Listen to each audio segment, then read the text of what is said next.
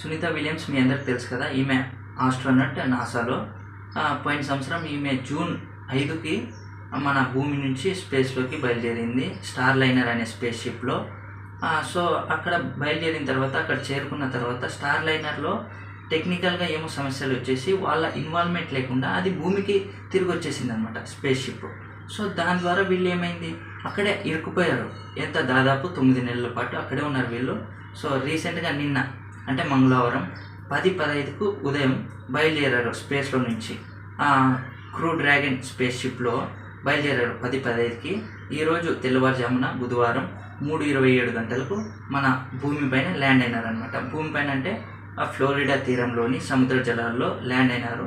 వీళ్ళు ల్యాండ్ అయిన తర్వాత నాసా వాళ్ళు చిన్న చిన్న బోట్లు తీసుకువెళ్ళి ఆ స్పేస్ షిప్ని తీరానికి చేర్చారు.